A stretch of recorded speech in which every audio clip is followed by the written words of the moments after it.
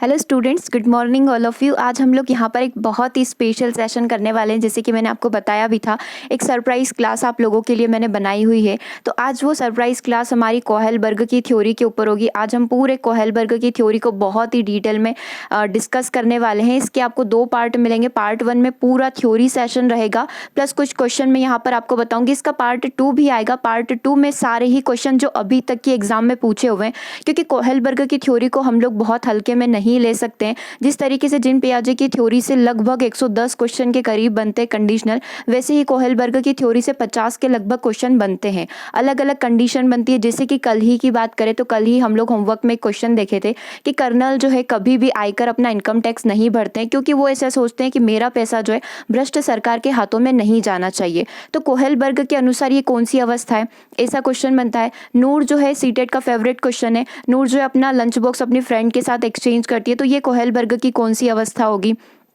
ऐसे ही बहुत सारे हर कंडीशन अपनी लाइफ में जैसी भी सिचुएशन हो रही है, उस सिचुएशन को कोहेलबर्ग की कंडीशन में आप रखकर देखेंगे तो आपको सारी ही चीज़ें यहाँ पर क्लियर होते चली जाएगी। ठीक है, यदि आप सेशन को बहुत अच्छे से देखते हैं, बहुत ध्यान से देखते हैं, तो आई अश्योर यू कि आप at the last of the session ये फील करेंगे कि कोहेलबर्ग का कौन सा भी क्वेश्चन आपसे एग्जाम में पूछ लिया जाए, अब आपका कभी भी कोई भी क्वेश्चन यहाँ पर गलत नहीं होगा। पर जरूरी ये है कि आप हर एक सेशन को, मतलब हर एक पॉइंट को यहाँ पर अच्छे से देखें। पार्ट 1 को आप पूरा थ्योरी अच्छे से कंप्लीट करें। फिर आपका लाइव टेस्ट थोड़ी देर में होने वाला है। शाम को 6 बजे आपका लाइव टेस्ट होगा पार्ट 2 में, जिसमें मैं आपको सारे ही क्वेश्चन आपके डाउट के साथ वहां पर क्लियर करवा दूंगी। ठीक है, तो चलिए सेशन को हम लोग स्टार्ट करें। पीडीएफ के लिए आपको मुझे मैसेज करना पड़ेगा। उसके लिए या तो आप टेलीग्राम से ले लें या फिर 8770803840 पर आप व्हाट्सएप कर सकते हैं। नंबर आप एक बार और डिस्क्रिप्शन में जाकर देख सकते हैं।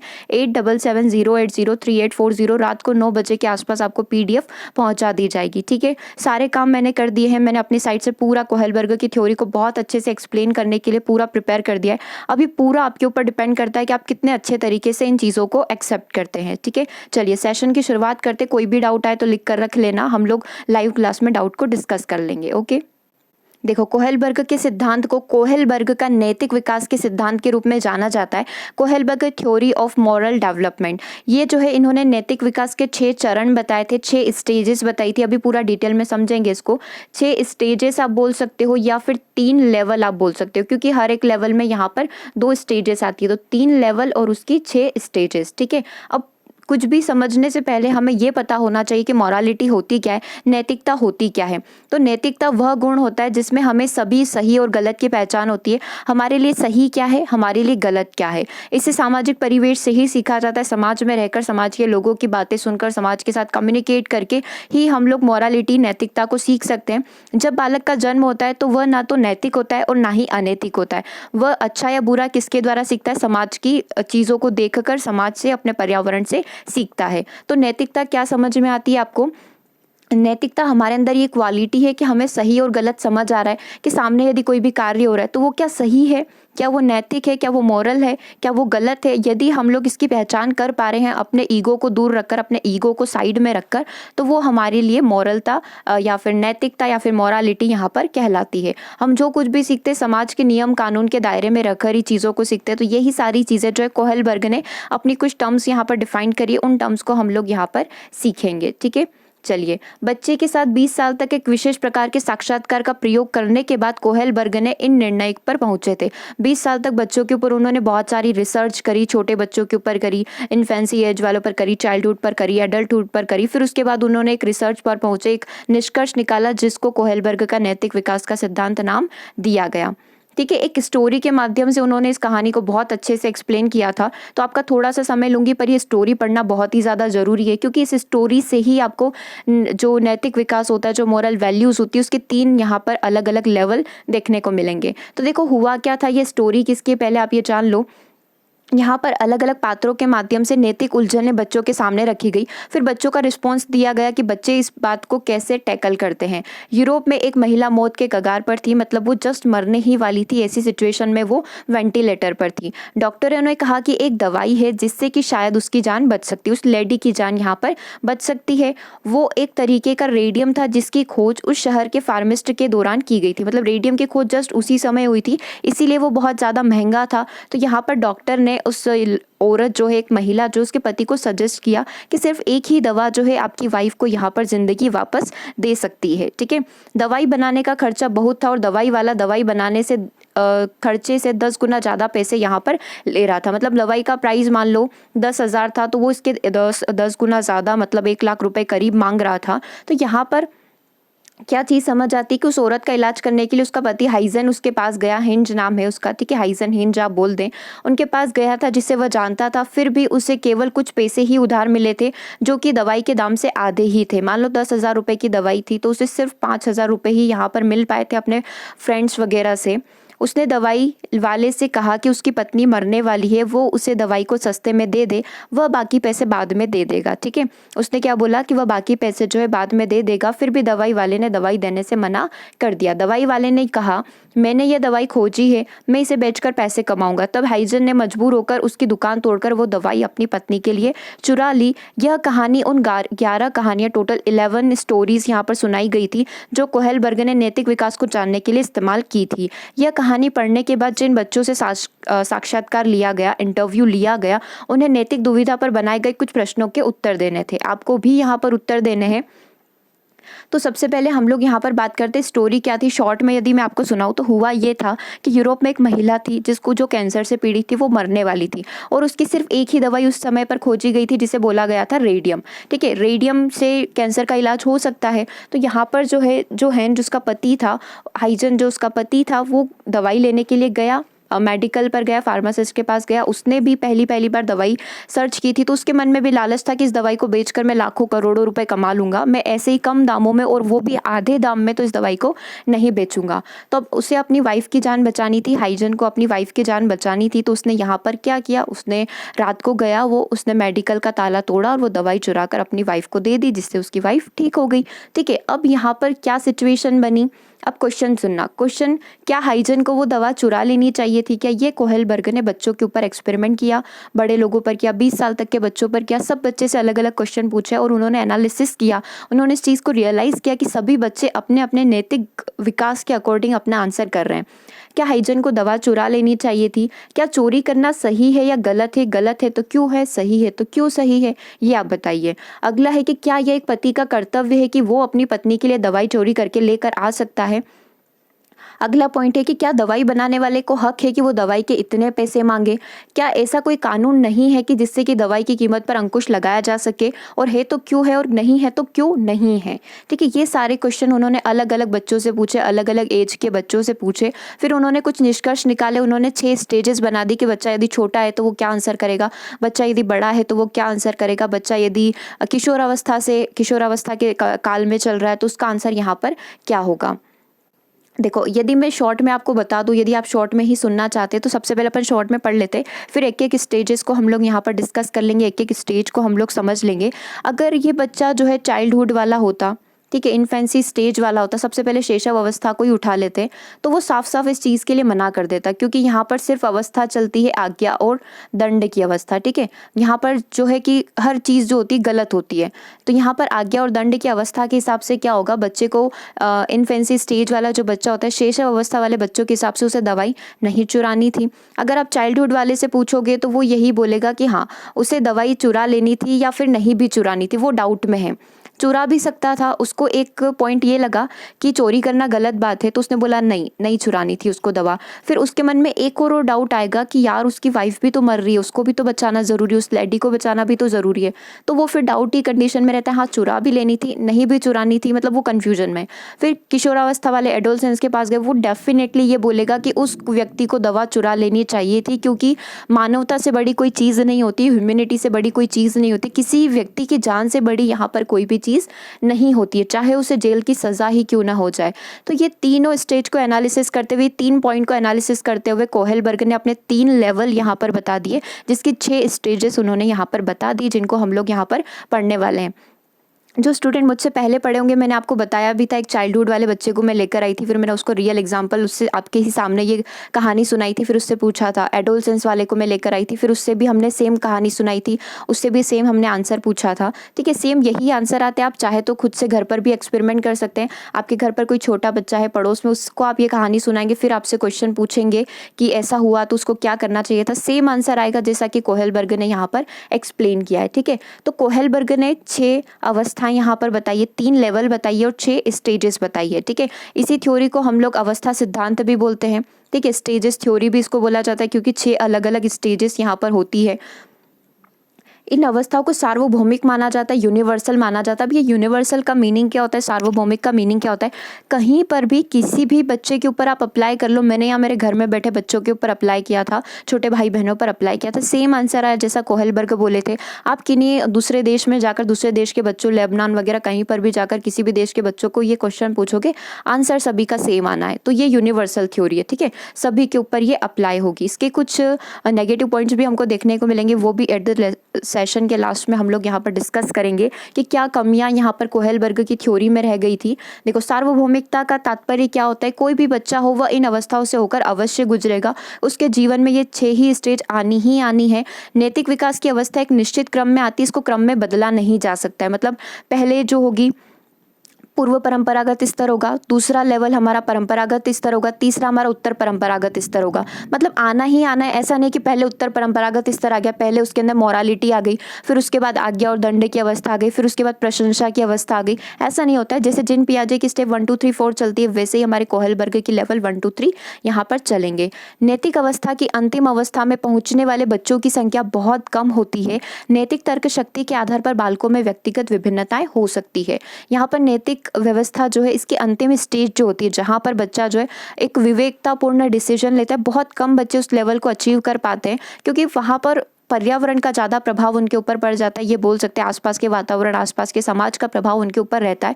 तो लास्ट स्टेज होना बहुत कम चांसेस होते हैं, बट फिर भी ये स्टेजेस आती है। ठीक है, टोटल 6 स्टेजेस है, जिसमें 5 तो कंपलसरी आनी ही आनी है। छठी वाली जो होती है विवेक का प्रयोग करना, वो बहुत कम बच्चों में आ पाती है। अब कैसे आती है, क्यों नहीं आती है, वो हर एक चीज़ को हम लोग यहाँ पर समझेंगे। आई थिंक कि आपको यहाँ तक तो सारी चीज़ें क्लियर हो गई होगी। कहानी क्या है, कहानी के पीछे का उद्देश्य क्या है, बच्चों में क्या डिफरेंस होता है, वो सारी चीज़ें। तो देखो, आप यहाँ कलर में देख पा रहे हो, ये आपका पहला लेवल है, ये लिखा हुआ भी है लेवल 1। ये दोनों आपके लेवल 2 में आते हैं और ये लेवल 3 में आता है। लेवल 1 जो है प्री कन्वेंशनल होता है, यंगर टू 0 से 6 साल के बच्चों के ऊपर हम लोग स्टेप 1 और स्टेप 2 को अप्लाई करेंगे।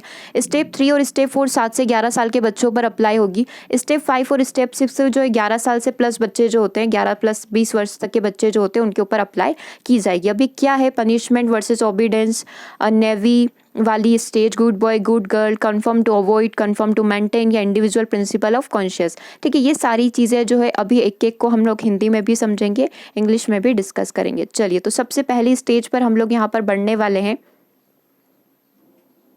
चलिए, तो बताइए सबसे पहले आप स्क्रीन पर क्या देख पा रहे हो? सबसे पहली जो स्टेज आती है पूर्व परंपरागत अवस्था। इसमें पहली जो प्रकार आएगा, हमारा पहला जो लेवल है, सबसे पहला लेवल है हमारा पूर्व परंपरागत अवस्था, जिसे प्री कन्वेंशनल स्टेज यहाँ पर बोला जाता है। इसका जो पहला स्टेज आप बोल सकते हैं, क्योंकि जैसे कि मैंने आपको अभी बताया, यहाँ पर कितने लेवल होते हैं? 3 लेवल होते हैं। ठीक है, 3 लेवल होते हैं और 6 कितनी होती है? स्टेजेस होती है। हर एक लेवल में कितने यहाँ पर पॉइंट होंगे? हर एक लेवल में कितनी स्टेजेस होगी? हर एक लेवल में 2 स्टेजेस होगी। जैसे पूर्व परंपरागत अवस्था, प्री कन्वेंशनल स्टेज की हम लोग यहाँ पर बात करें तो इसमें आज्ञा और दंड की अवस्था आएगी, दूसरी आएगी हमारी अहंकार की अवस्था, ईगो स्टेज। ठीक है, तो पहले पूर्व परंपरागत अवस्था के अंतर्गत हम लोग आज्ञा और दंड को समझ लेते हैं कि स्टेज ऑफ ऑर्डर पनिशमेंट क्या होता है। तो देखो, यहाँ पर बच्चा जो है, या तो आप उसकी बहुत केयर करोगे या फिर उसके गलत कार्य पर आप उसे दंडित करोगे। ठीक है, तो यहाँ पर बच्चा जो है आपके दंड से बहुत ही ज़्यादा डरता है। सबसे पहले आप उसे केयर करते हैं, और यदि वो आपकी बात नहीं मानेगा तो आप उसे दंडित करते हैं। ठीक है, तो ये हमारी सबसे पहली स्टेज आती है, आज्ञा और दंड की अवस्था, यहाँ पर इसे बोला जाता है। आज्ञा और दंड से ही नाम समझ में आ रहा है। ऑर्डर पनिशमेंट स्टेज इसे बोला जाता है। दंड से बच्चा यहाँ पर डरता है, तो यदि आपने उसे डांटा है तो उस डांट के डर से वो जो भी कार्य करेगा वो इसके अंदर कंसीडर किया जाएगा, पूर्व परंपरागत अवस्था के अंदर इसको कंसीडर किया जाएगा। अब यहाँ पर बच्चों के अंदर सबसे बड़ी चीज़ ये आती है कि बच्चों के अंदर नैतिक गुणों का विकास नहीं हो पाता है। क्योंकि वो कार्य इसीलिए कर रहा है क्योंकि उसकी मार ना पड़े। अब वो बाहर आपको लग रहा है कि बच्चा जो है आपका पानी से खेल रहा है, बच्चे को पानी में खेलना बहुत पसंद है। अब आप उसके पेरेंट्स से आप उसकी अच्छा ही चाहते हैं कि वो पानी में खेलेगा तो उसे सर्दी हो जाएगी, वो उसे बुखार आ जाएगा। आप उसे डाँटते हैं, यदि वो नहीं मानता है तो आप उसे बहुत ज़्यादा चिल्लाते हैं। तो वो सिर्फ़ इसलिए नहीं खेल रहा है क्योंकि उसकी मार पड़ेगी, बाकी उसके अंदर कोई भी मोरल वैल्यूज़ नहीं आई है कि इस पानी से खेलने पर मुझे सर्दी हो सकती है, मुझे इंजेक्शन लगेगा, मुझे डॉक्टर के पास लेकर जाएँगे। ये वो इतना इतना डिटेल में जाकर नहीं सोचेगा क्योंकि अभी वो प्री स्टेज पर है, इतना ज़्यादा उसके अंदर समझ शक्ति का विकास नहीं हुआ है। तो इसीलिए इसे बोला जाता है आज्ञा और दंड की अवस्था। वो काम इसलिए कर रहा है, वो किसी भी कार्य को इसलिए कर रहा है ताकि उसे दंड ना मिले। ठीक है, तो पहली स्टेज क्लियर है। अभी इसको पूरा डिटेल में भी पढ़ेंगे। अभी सिर्फ मैं आपको पिक्चर के माध्यम से समझाने का प्रयास कर रही हूँ क्योंकि क्वेश्चन आपको ऐसे नहीं पूछ सकता है वो कि पहली स्टेज क्या होती है, दूसरी स्टेज क्या होती है, तीसरी स्टेज क्या होती है, वो तो सभी को पता है। वो आपसे कंडीशनल क्वेश्चन पूछेगा, जैसे कि होमवर्क में हम लोग देखते हैं नूर जो है अपना लंच बॉक्स अपनी फ्रेंड के साथ एक्सचेंज करती है, तो कोहेलबर्ग की कौन सी अवस्था से नूर यहाँ पर गुजर रही है। ठीक है, इस तरीके से क्वेश्चन आपके कंडीशन बना के ही पूछेंगे, तो आंसर भी आपको वैसे ही करना पड़ेगा फिर। तो सबसे पहला क्या है, यहाँ पर बच्चों के अंदर आज्ञा और दंड की अवस्था के अंदर बच्चों के अंदर मोरल वैल्यूज जो होती है, नैतिक गुण जो होते हैं, उनका विकास बिल्कुल भी नहीं होता है। वो सारे कार्य इसलिए करता है क्योंकि उसे दंड या सजा यहाँ पर मिल सकती है। ठीक है, अब दूसरी स्टेज की यदि हम लोग बात करें तो दूसरी स्टेज आती है अहंकार की अवस्था, स्टेज ऑफ ईगो। यहाँ पर बच्चा क्यों कार्य करता है, बच्चा यहाँ पर स्वयं की इच्छा को पूरी करने के लिए यहाँ पर कार्य करता है, तो इसे बोला जाता है अहंकार की अवस्था। मतलब हम लोग बोलते हैं ना टिट फॉर टेट, जैसे को तैसा व्यवहार दो। मतलब आपके साथ कोई अच्छे से रह रहा है तो बच्चा भी उसके साथ बहुत अच्छे से रहेगा। मान लो एक लड़का है, उसकी सामने वाली लड़की जो है, पड़ोस में जो लड़की रहती है, उससे बहुत लड़ाइयाँ होती है, तो वो उसके साथ वैसे ही व्यवहार करता है। उसकी साइकिल कभी पंचर कर देता है, उसकी साइकिल कभी गिरा कर चला जाता है, इस तरीके से कार्य कर रहा है। तो दोनों में लड़ाई है, तो उन दोनों में हमेशा लड़ाई चलती रहेगी। ये स्टेज ऑफ ईगो कहलाती है। ये क्या कहलाती है, अहंकार की अवस्था यहाँ पर कहलाती है। ठीक है, और यहाँ पर आपका टारगेट क्या रहता है, आप आपकी इच्छाओं को पूरा कर सके, आप अपने लक्ष्य को पूरा कर सके, इसके लिए क्या करते हैं हम लोग यहाँ पर लालच के पीछे भागना स्टार्ट कर देते हैं। मतलब मुझे ट्रॉफी मिलेगी इसलिए मुझे कक्षा में सबसे अच्छे नंबर लेकर आना है, मुझे A+ ग्रेड लेकर आनी है, मुझे A ग्रेड लेकर लानी है। क्यों लानी है, क्योंकि मुझे ट्रॉफी चाहिए। तो ये भी वही स्टेज है, आपके अंदर क्या है, एक प्रकार का लालच भरा हुआ है बच्चों के अंदर। एक प्रकार का इस स्टेज में जो प्री स्टेज होती है, यहाँ पर मोरलता या फिर नैतिकता जिसे बोला जाता है, मोरालिटी जिसे बोला जाता है, उनका विकास अच्छे से नहीं हो पाता है। तो इसे हम लोग बोलते हैं अहंकार की अवस्था। दोनों चीजें समझ में आई, आज्ञा और दंड की अवस्था और अहंकार की अवस्था में क्या डिफरेंस है। आज्ञा और दंड की अवस्था में क्या है, बच्चों को दंडित किया जाएगा इसलिए वो अच्छे कार्य करता है, बाकी उसको कुछ भी नहीं पता है कि हम ये कार्य कर रहे हैं तो इसके पीछे हमारा क्या लाभ है, बस हमें इस बड़ों की बात माननी है। वो आज्ञा और दंड की अवस्था ऑर्डर पनिशमेंट स्टेज कहलाती है। दूसरी स्टेज जो होती है अहंकार की अवस्था, स्टेज ऑफ ईगो कहलाती है। यहाँ पर बच्चा स्वयं की इच्छाओं को पूरी करना चाहता है, उसकी इच्छा है उसे A+ ग्रेड लेकर आना है, क्योंकि उसे कक्षा में सबसे अच्छा दिखना है, वो चाहता है कि सब उसे अच्छा बोले। ठीक है, तो ये यहाँ पर क्या कर रहा है, उसके अंदर एक लालच आ गया, वो स्वयं की इच्छाओं को पूरा करना चाहता है। और टिट फॉर टेट, जैसे को तैसा बिहेव करना यहाँ पर चाहता है। जैसे कि यहाँ पर लिखा हुआ your attitude determines your direction, तुम मेरे साथ जैसा व्यवहार करोगे वैसी ही तुम्हारी डायरेक्शन होती जाएगी। ठीक है, तुम उसी पथ पर चलते जाओगे। तो इसे हम लोग यहाँ पर स्टेज ऑफ ईगो बोल सकते हैं। पहला लेवल और 2 स्टेज हमारी यहाँ पर कंप्लीट होती है। अगले पर बढ़ते, परंपरागत स्तर पर बढ़ते, परंपरागत अवस्था कन्वेंशनल स्टेज पर बढ़ते। इसमें भी हमारी सेम जो है 2 स्टेजेस होगी। सबसे पहले बात करते हैं प्रशंसा की अवस्था, स्टेज ऑफ एप्रिशिएशन। यहाँ पर क्या होगा, इसे good girl good boy orientation भी बोला जाता है। प्रशंसा की अवस्था में क्या होगा, बच्चा चाहता है कि सब उसकी क्या करे, प्रशंसा करे, सब उसकी तारीफ करे, सब उसके लिए क्लैपिंग करे, सब उसके लिए तालियां बजाए। ठीक है, तो इसे बोला जाता है प्रशंसा की अवस्था। ठीक है, इस तरीके से सब उसे बोले कि हाँ तुमने बहुत अच्छा कार्य किया है। ये होती है हमारी stage of appreciation, good boy good girl orientation इसे बोला जाता है, प्रशंसा की अवस्था इसे यहाँ पर बोला जाता है। ठीक है, अब यहाँ पर बच्चा जो होता है, ये परंपरागत लेवल जो आप देख रहे हो, ये कन्वेंशनल स्टेज जो बोल रहे हो, यहाँ पर बच्चा नियम कानून में बंधना स्टार्ट हो जाता है। कैसे होता है वो आपको स्टेज 4 से पता चलेगा। स्टेज 4 क्या बोल रही है, सामाजिक व्यवस्था के प्रति सम्मान की अवस्था, stage of respect for social system. जो भी समाज के नियम कानून है उसके प्रति बच्चा जो है उनका सम्मान करने लग जाता है, उनको मानने लग जाता है। क्योंकि यहाँ पर भी उसका इतने अच्छे से डेवलपमेंट नहीं हुआ है, इतने अच्छे से मोरल डेवलपमेंट नहीं हुआ है। धीरे धीरे उसने क्या करा, पहली जो हमने लेवल पढ़ा था, हमने जो पूर्व परंपरागत स्तर पढ़ा था, उसमें क्या हो रहा था, माता-पिता की बात मानना उसके लिए ज़रूरी था, नहीं मानी तो डाँट पड़ेगी, मार पड़ेगी, जैसे पहले मैं पढ़ रही थी उस लड़की को उसके पापा मार रहे थे, ठीक है। फिर दूसरी में क्या हुआ, परंपरागत स्तर में क्या हुआ, अब वो समाज से जुड़ने लगा, सोशलाइज़ेशन उसका स्टार्ट हो गया, ठीक है। तो अब वो समाज के नियम कानून को मानने लग गया, लाइक ट्रैफिक रूल्स को मानने लग गया, साइकिल चला रहा है तो हेलमेट लेकर जा रहा है, ठीक है। और जहाँ पर रेड सिग्नल आ रहा है वहाँ पर अपनी साइकिल को रोक भी रहा है, रुक भी रहा है, रनवे है, सब जगह बहुत अच्छे से सारे नियमों का बच्चा पालन कर रहा है, क्योंकि उसने सीख लिया है कि समाज के नियमों का पालन करना बहुत ही ज़्यादा ज़रूरी होता है, ठीक है। तो यहाँ पर आ जाती है सामाजिक व्यवस्था के प्रति सम्मान की अवस्था, यानी कि यहाँ पर सारे लोगों को मानना है, सारे कानून मानने, सारे ऑर्डर मानने, सब चीज़ को बच्चे को यहाँ पर फॉलो करना होता है, ठीक है। ये बाल्यावस्था आप बोल सकते हैं इसे। चलिए आगे बढ़ते हैं। ये लेवल 2 क्लियर है ना। लेवल 2 में क्या होगा, सबसे पहले प्रशंसा, वो चाहेगा कि सब लोग उसकी प्रशंसा करें, इसीलिए वो अच्छा काम करता है क्योंकि लोग उसकी क्या करेंगे, प्रशंसा करेंगे। Good girl good boy orientation इसे बोला जाता है, ठीक है। और सामाजिक व्यवस्था के प्रति सम्मान की अवस्था, stage of respect from social system, law order, कानून मानने की यहाँ पर बच्चों के अंदर इच्छाएं जागृत होने लग जाती है। अब बच्चा जो है सेकेंड लेवल को क्रॉस कर चुका है। अब बढ़ते हमारे तीसरे लेवल की तरफ। तीसरा लेवल है हमारा उत्तर परंपरागत स्तर, पोस्ट कन्वेंशनल स्टेज। अब यहाँ पर क्या होता है, सामाजिक समझौते की अवस्था आ जाती है, स्टेज ऑफ सोशल कॉन्ट्रैक्शन आ जाता है। अब यहाँ पर होता क्या है, बच्चा जो एडोलसेंस में प्रवेश कर चुका है, 11-12 की एज में बच्चा प्रवेश कर चुका है। अब उसे समझ में आता है कि एक्चुअली में सही क्या है और गलत क्या है। अब यहाँ पर आपने देखा होगा कि कोई भी नियम कानून ऐसा बन जाता है जो हमारे लिए सही नहीं होता है, एट द टाइम हमें ऐसा लगता है कि हमारे लिए सही नहीं है, हम लोग उसका विरोध करने लग जाते हैं। जैसे आपको पता है भारत में बहुत सारे नियम कानून ऐसे बने थे जिसके लिए सरकार के कुछ नियम ऐसे थे जिसकी वजह से जनता जो सड़कों पर आ गई थी। तो वो जनता, बच्चे, छोटे छोटे बच्चे नहीं आए थे, एडोलसेंस जो किशोरावस्था वाले बच्चे थे वो ही आगे आए थे, बड़े बच्चे भी आए थे, बड़े लोग भी आए थे। क्योंकि किशोरावस्था एडोलसेंस में आते आते व्यक्ति को पता चल जाता है कि उनके लिए सही क्या है, उनके लिए गलत क्या है। यदि समाज के कुछ नियम उन व्यक्तियों के लिए या फिर उन लोगों के लिए सही नहीं होते तो वो उसका विरोध करने के लिए आगे आ सकते हैं। लेकिन सेम प्रोसीजर यदि आप एडोलसेंस, जो हमारे चाइल्डहुड वाले बच्चे जो होते हैं, बाल्यावस्था वाले बच्चे जो होते हैं, इन्फेंसी वाले बच्चों के सामने रखोगे तो वो इतनी हिम्मत करके आगे नहीं आ पाएंगे जितने कि हमारे एडोलसेंस वाले बच्चे आगे आते हैं, ठीक है। आप इसको ऐसे समझ सकते हैं कि समाज के समझौता करना, समझौते की अवस्था बच्चे के अंदर यहाँ पर क्रिएट हो जाती है कि चलो समाज के साथ हमें समझौता कर लेना है, समाज के नियमों को हमें मान लेना है, और नहीं भी लगता है तो उनका विरोध करने के लिए बच्चा यहाँ पर आगे आ सकता है। इतना उसका मोरल डेवलपमेंट, इतना नैतिक विकास बच्चे का यहाँ पर हो सकता है। अगले पॉइंट की बात करते हैं, लास्ट जो स्टेज होती है सार्वभौमिक सिद्धांत की अवस्था।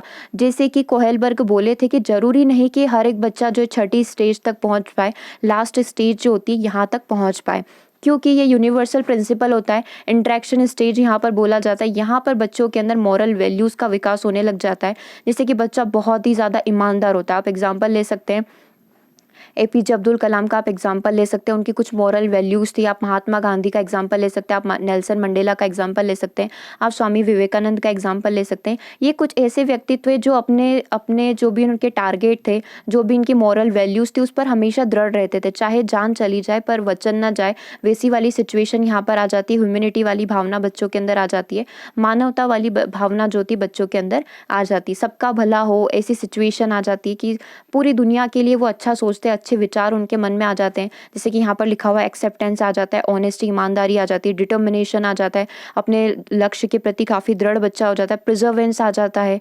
डिलीजेंट बच्चे हो जाते हैं, काफ़ी मेहनती यहाँ पर हो जाते हैं। तो ये सारे हमारी कौन सी स्टेज के अंदर आता है, ये सारे ही हमारे सार्वभौमिक सिद्धांत की अवस्था के अंतर्गत आता है, ठीक है। ये मैंने सारे आपको पिक्चर के थ्रू समझा, मैं थोड़ा आपको थ्योरी भी समझाऊंगी क्योंकि क्वेश्चन आपका थ्योरी बेस्ड भी बन सकता है। तो सबसे पहले बात करते हैं पूर्व परंपरागत अवस्था, प्री कन्वेंशनल स्टेज की। ये 3 लेवल का सबसे पहला लेवल हमारा होता है। यहाँ पर बच्चे के अंदर क्या होता है, जब बालक बाहरी तत्व या घटना के आधार पर किसी व्यवहार को नैतिक या अनैतिक मानता है तो उसकी नैतिक शक्ति जो होती है वो प्री कन्वेंशनल लेवल की होती है। अब कैसे बाहर से मानता है, क्योंकि उसके माता पिता उसको जो बताते हैं वो ही सीखेगा। ऐसा तो नहीं कि वो अलग से कुछ सीख कर आया हो पहले से, नहीं, उसके माता पिता या उसके आसपास के घर वालों ने, उसके फैमिली मेंबर ने उसे जैसा सिखाया वो वैसा ही व्यवहार यहाँ पर करेगा। उसके लिए बोला गया है कि रात को घर से बाहर निकलना गलत बात है तो वो उसके लिए गलत बात होगी, वो उसके पीछे का रीज़न जानने की भी कोशिश नहीं करेगा, ठीक है। कुछ ऐसे नियम कानून घर वालों के द्वारा बना दिए जाते हैं जिसको वो नैतिक और अनैतिक के तराजू में तोलने लग जाता है, तो वो हमारा पूर्व परंपरागत अवस्था, प्री कन्वेंशनल स्टेज यानी कि पहला लेवल यहाँ पर कहलाता है। इसके अंदर पहली स्टेज जो आती है वो आती है आज्ञा और दंड की अवस्था, स्टेज ऑफ ऑर्डर पनिशमेंट। यहाँ पर ऑर्डर पनिशमेंट के अंदर क्या होता है, इस अवस्था में बालक का व्यवहार बंद के व्यय पर आधारित होता है और इसी डर से वह अच्छा व्यवहार करता है।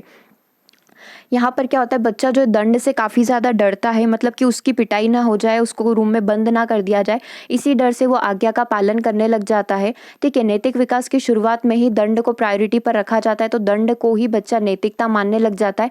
मैंने अच्छा कार्य किया तो मेरी प्रशंसा होगी, सभी मेरी तारीफ करेंगे, लेकिन मैंने जो अलग गलत कार्य कर दिया तो मेरी यहाँ पर मुझे दंड मिलेगा, मुझे यहाँ पर पनिशमेंट मिल सकती है। सही गलत का निर्णय किसके आधार पर किया जाता है, सही गलत का निर्णय यहाँ पर दंड के आधार पर किया जाता है। अच्छा कार्य किया है, आज्ञा मान लिए तो अच्छा होगा, और दंड गलत कार्य किया है तो यहाँ पर हमें दंड मिल सकता है। तो ये पहला लेवल हो गया, पहले लेवल की पहली स्टेज हो गई आज्ञा और दंड की अवस्था। अब दूसरी स्टेज क्या होती है, दूसरी स्टेज होती है अहंकार की अवस्था, स्टेज ऑफ ईगो। ईगो क्या होता है, यहाँ पर बच्चा ना स्वयं की आवश्यकताओं को पूरी करने में लगा हुआ रहता है। कैसे लगा हुआ रहता है, इस अवस्था में बालक का व्यवहार जो स्वयं की इच्छाओं को पूरी करने वाला होता है। मतलब मुझे मेरी इच्छाएं पूरी करना है, मैं चाहता हूँ कि मैं क्लास में फर्स्ट आऊँ, तो कैसे भी करके मुझे क्लास में फर्स्ट आना ही आना है। ठीक है, उसे लगता है कि वही बात सही है जिसमें बराबरी का लेन देन हो, अर्थात हम दूसरे की कोई इच्छा पूरी कर देंगे तो वह भी हमारी इच्छा पूरी कर देगा। ठीक है, ये वाली सारी चीज़ें इसके अंदर आ जाती है कि आप मेरा काम करो, मैं आपका काम कर दूंगा, हिसाब क्या हो गया, बराबर हो गया। ठीक है, मतलब आप सामने वाले को खुश कर रहे हो तो आप बदले में एक्सपेक्ट करते हो कि सामने वाला भी मेरे लिए कुछ करे। आज आप सामने वाले के लिए, आज उसका बर्थडे, आज आप उसके लिए केक लेकर गए, सामने वाले से आप एक्सपेक्ट कर रहे हो कि वो भी आपके बर्थडे के दिन आपके लिए केक लेकर आएगा, गिफ्ट लेकर आएगा। तो अभी आप कौन सी अवस्था से गुजर रहे हो, प्री लेवल की जो ईगो सेंट्रिक स्टेज होती है, अहंकार की अवस्था है, उससे हम लोग गुजर रहे हैं, क्योंकि हम लोग बदले में कुछ ना कुछ चाहते हैं, ईगो हमारा आगे आ रहा है। ठीक है, इस अवस्था में क्या होता है, बालक में अहंकार होता है। यदि उसका कोई उद्देश्य झूठ बोलने से, चोरी करने से पूरा हो रहा है तो वो उसे जरूर करेगा। जैसे कि मान लो उसे चॉकलेट चाहिए और उसे पैसे चाहिए, घर वालों ने पैसे नहीं दिए कि नहीं इतनी ज़्यादा चॉकलेट नहीं खाना, अगर 10 रुपये रखे तो बच्चा वहाँ पर 10 रुपये उठाकर लेकर जा सकता है, क्योंकि उसके अंदर उतने मॉरल वैल्यूज़ अभी तक नहीं आई है कि चोरी करना गलत बात है, वो वहाँ पर उठाकर लेकर उस चीज़ को जा सकता है। ठीक है, अगले पॉइंट की बात करते हैं परंपरागत अवस्था की। अब ये कन्वेंशनल स्टेज क्या होती है, चाइल्डहुड बाल्यावस्था में बच्चों के अंदर आती है ये वाला लेवल। इस अवस्था में बच्चों का व्यवहार उनके माँ बाप या किसी बड़े व्यक्ति द्वारा बनाए गए नियमों पर आधारित होता है। इसमें दो अवस्थाएं होती है जो कि इस प्रकार है। सबसे पहली होती है प्रशंसा की अवस्था और दूसरी हमने देखी थी सामाजिक न्याय की अवस्था। प्रशंसा में क्या होता है, जब आप बच्चों की प्रशंसा करेंगे तो वो उस काम को बार बार दोहराएंगे। जब आप उन्हें डांट देंगे किसी कार्य को लेकर तो वो उस कार्य को कभी भी नहीं करेंगे। मतलब बच्चा यहाँ पर चाहता है कि हर कार्य करने पर उसकी प्रशंसा की जाए, उसकी तारीफ की जाए। यदि उसने आज चाय बना कर दी है तो वो डेफिनेटली बदले में डिमांड करेगा कि आप उसकी क्या करें, तारीफ करें। अगर आपने तारीफ कर दी कि बहुत अच्छी चाय आज आपने बनाई है, दिन में बहुत अच्छी चाय मिली है आज मुझे, डेफिनेटली वो कल भी आपके लिए चाय बनाएगा। और अगर आपने बोल दिया कि नहीं चाय अच्छी नहीं है, बहुत फीकी है, तुमने अदरक नहीं डाला, वो आगे से इस काम को कभी नहीं करेगा। तो ये हमारी प्रशंसा की अवस्था कहलाती है, स्टेज ऑफ एप्रिसिएशन इसे माना जाता है। और जिसमें प्रशंसा नहीं मिलती है उस कार्य को यहाँ पर अनैतिकता बच्चा समझ जाता है। प्रशंसा नहीं मिली मतलब ये कार्य अच्छा नहीं है, मुझे ये कार्य नहीं करना चाहिए। अगली स्टेज होती है सामाजिक व्यवस्था के प्रति सम्मान की अवस्था। अब आप समाज के नियमों का क्या करने लगे हो, पालन करने लगे हो। आप 4th स्टेज पर आ चुके हो। आप समाज के नियम आपको समझने पड़ेंगे, क्योंकि आपको समाज में रहना है। सोशलाइजेशन प्रोसेस जो है बच्चों की, सामाजिकरण की जो प्रोसेस है वो बच्चों की स्टार्ट हो चुकी है। ठीक है, तो अब यहाँ पर क्या करना होगा, बच्चों को समाज के सारे नियम कानून जो है उनको फॉलो करना पड़ेगा। ठीक है, इस अवस्था में पहुंचकर वह समझने लग जाता है कि सामाजिक नियमों के विरुद्ध प्रत्येक कार्य अनैतिक होता है। समाज के विरुद्ध यदि कोई भी कार्य हुआ है मतलब कि वो क्या होगा, अनैतिक होगा, वो गलत वैल्यू होगी। ठीक है, तो ये चीज़ होती है सामाजिक व्यवस्था का सम्मान करना। अब तीसरा लेवल आता है उत्तर परंपरागत स्तर, इसे बोला जाता है। पोस्ट कन्वेंशनल स्तर इसे बोला जाता है। इसमें बच्चा जो समाज के साथ समझौते करना स्टार्ट कर देता है। मान लो कि समाज के नियम उसे नहीं अच्छे लग रहे, नहीं भा रहे, फिर भी वो समाज के नियमों का पालन करेगा। लेकिन यदि उसे लगता है कि ये बहुत ही ज़्यादा अति हो रही तो वो उसके विरुद्ध जाकर भी खड़ा हो सकता है। इस अवस्था तक आते आते वो समझने लग जाता है कि व्यक्ति और समाज के बीच में एक समझौता होता है। व्यक्ति यह मानने लग जाता है कि हमारा दायित्व है कि हम समाज के नियमों का पालन करें, क्योंकि समाज हमारे हितों की रक्षा करता है। ठीक है। जैसे जीएसटी आया था, नोटबंदी आया था, पहले सबको बहुत बुरा लगा, बहुत बुरी कंडीशन लगी कि हम कैसे सर्वाइव करेंगे, लेकिन धीरे धीरे सब कुछ सेट हो गया। ऐसे ही लॉकडाउन का भी लगा था कि नहीं जम रहा है लॉकडाउन, विरोध भी किया। फिर धीरे धीरे लगा कि हाँ सही बात थी, लॉकडाउन करना बहुत ही ज़्यादा उस समय पर ज़रूरी था, ठीक है। क्योंकि समाज हमारे हित में ही सोचता है, समाज हमारा कभी भी बुरा नहीं सोचेगा। ये चीज़ कब समझ आएगी, ये चीज़ हमें एडोलसेंस जो स्टेज होती है, किशोरावस्था जो स्टेज होती है, वहाँ जाकर समझ में आने लग जाती है, ठीक है। यदि आप बच्चों की बात करेंगे तो उनको बहुत बुरा लगा होगा कि हम लोग कहीं घूमने नहीं जा सकते, हमें हमारे मनपसंद की खाने पीने की चीज़ें नहीं मिल रही, हमें टॉयज़ नहीं मिल रहे हैं, हम लोग मेले में नहीं घूम पाए हैं, हम लोग कहीं पर भी नहीं जा रहे हैं, हम लोग पार्क नहीं जा पा रहे हैं। ये जो छोटे बच्चे जो होते हैं, चाइल्डहुड शैशवावस्था वाले जो बच्चे होते हैं, वो इन चीज़ों को नहीं समझ पाते हैं। किशोरावस्था में आते आते हमारी समझ शक्ति का विकास यहाँ पर होने लग जाता है, ठीक है। अगर नियमों का पालन नहीं करते तो व्यक्ति व समाज के बीच में समझौता टूट जाता है। और एडोलसेंस स्टेज में ऐसा ही होता है, बहुत सारे नियम नहीं सही लगते तो वो उनका विरोध करने लग जाते हैं, फिर उनके बीच में रिलेशन जो है डिस्कनेक्ट यहाँ पर हो जाता है। परंतु इस अवस्था में यह भी समझा जाता है कि समाज की सहमति से सामाजिक नियमों को बदला भी जा सकता है। ये सबसे इंपॉर्टेंट पॉइंट है।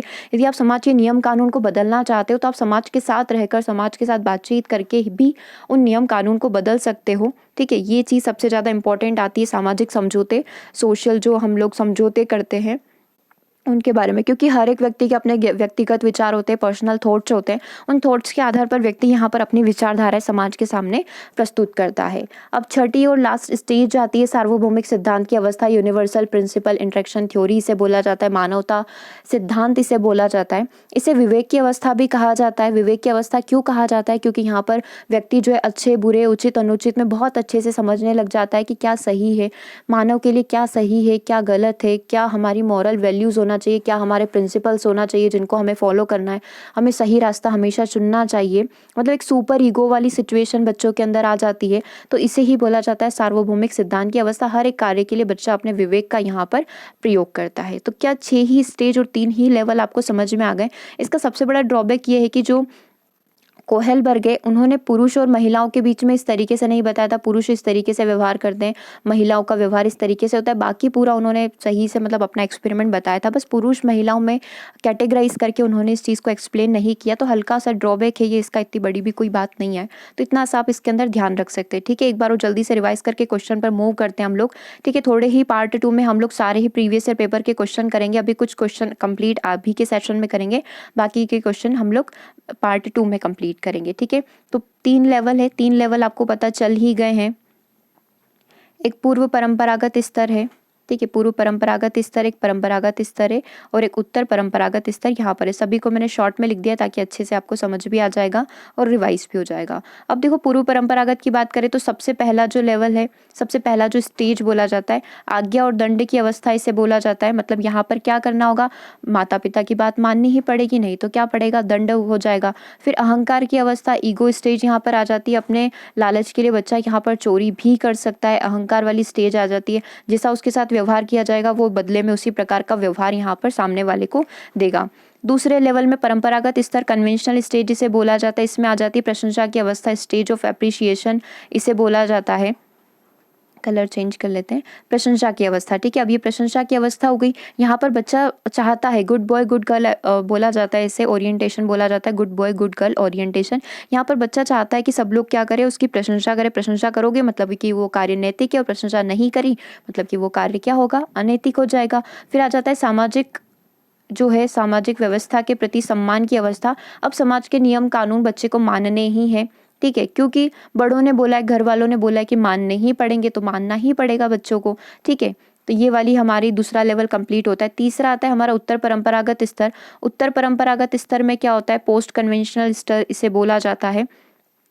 अब इसके अंदर देखो बच्चा जो है समाज के साथ समझौते करने लग जाता है, सामाजिक समझौते की अवस्था उसके अंदर आ जाती है। वो मान लेता है कि समाज द्वारा जो भी कार्य किए जा रहे हैं वो उसके हित में किए जाएंगे, ठीक है। यहाँ पर तो दूसरे लेवल तक तो वो ये मान रहा था क्योंकि माता पिता और परिवार वाले बोल रहे हैं, मतलब कि होगा, जरूरी होगा, इसलिए हम लोगों को मानना है। लेकिन एडल्टहुड स्टेज तक आते आते बच्चा समझ जाता है, किशोरावस्था तक आते आते, कि समाज के जो भी नियम है वो उसके हित में है। लेकिन यदि उसे लगता है कि नहीं ये मेरे लिए गलत है, तो वो समाज के सामने अपना पक्ष रखने की हिम्मत रखता है, ठीक है। सामाजिक अवस्था हो गई। लास्ट स्टेज क्या है, मोरालिटी या सार्वभौमिकता की अवस्था इसे बोला जाता है।